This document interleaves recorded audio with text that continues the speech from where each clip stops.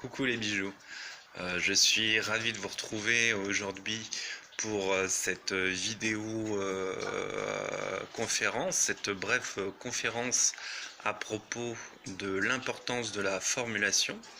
Donc au niveau des mots que l'on emploie, au niveau de la structure des phrases que l'on émet, ça va avoir une incidence diamétralement différente sur son auditoire, hein, que ce soit une personne, plusieurs personnes auxquelles on s'adresse.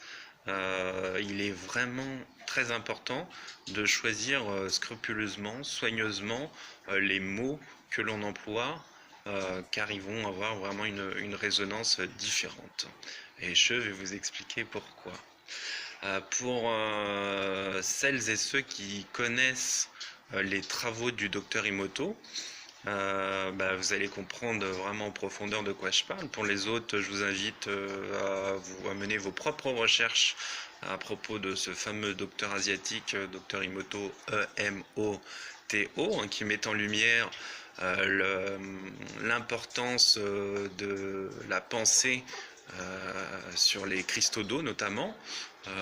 Donc pensée et parole sont liées, hein. Quand on pense quelque chose, après la parole est liée à cette pensée, et donc ça va avoir un impact sur la matière. Donc étant donné que notre corps est constitué majoritairement, une grande majorité d'eau, donc je vous laisse imaginer l'impact que ça peut avoir quand on emploie un mot extrêmement positif ou un mot extrêmement négatif vis-à-vis d'une personne. Donc d'où l'importance de choisir soigneusement ces mots et de formuler d'une certaine façon ces phrases.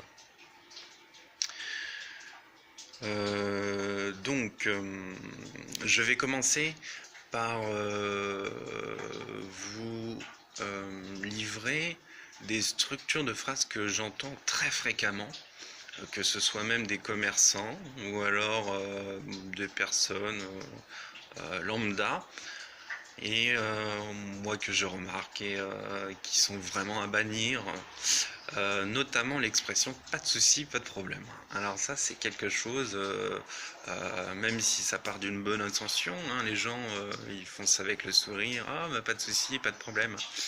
Alors là on est dans un cas de figure où qu'est-ce que le cerveau enregistre? C'est le mot souci, le mot problème. Donc quand en plus on a une double problématique, hein, si je peux dire, c'est qu'on a une structure négative, c'est-à-dire pas de, et on a même le mot problème. Donc c'est un double effet, quoi. Donc pas de souci, pas de problème, c'est vraiment le cerveau, ce qui va retenir, c'est souci, problème. Donc au niveau impact sur les cellules, sur vraiment le cerveau, le corps, et ben c'est pas ça, quoi. Donc il faudra préférer, quand on est d'accord avec quelqu'un, plutôt que de dire pas de souci, pas de problème, plutôt dire ça roule, c'est quelque chose qui est naturel, ça coule de source, etc. Ça roule, c'est fluide. Ou alors c'est ok, on dit c'est ok. Ou alors d'accord, on dit d'accord. D'accord, on est en accord avec la personne, on est sur les mêmes vibrations. Et donc ça passe bien mieux. Donc on a aussi l'expression de rien. Alors ça, il y a beaucoup de personnes qui, quand on leur dit merci, ils vont répondre de rien.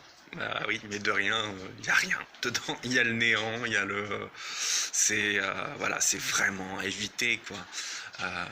Quand on remercie quelqu'un, vraiment il est préférable de répondre par exemple avec plaisir ou avec joie. Là il y a vraiment cette notion de positivité. Le plaisir, la joie, c'est quelque chose sur l'échelle émotionnelle qui est élevée, hein. Ces deux émotions sont très, très élevées vibratoirement parlant. Voilà. Comme je le disais tout à l'heure, et je vais donner quelques exemples pour apporter de l'eau à mon moulin. Il faut vraiment mettre un point d'honneur à éviter tout ce qui est structure négative, tout ce qui est ne pas. Donc, par exemple, j'entends régulièrement des personnes, pareil, qui disent n'oublie pas ce lit, n'oublie pas ceci, n'oublie pas cela. Alors là, pareil, double problématique. Il y a une structure négative et en plus, il y a le mot oubli dedans. Donc quand on pense à oubli, quand le cerveau, comment dire, on lui soumet ce terme oubli, et ben forcément, il va avoir beaucoup plus de chances d'oublier. Et donc plutôt que de dire n'oublie pas cela, ben c'est tout simple, on dit pense à ceci, voilà. N'oublie pas tes chaussures.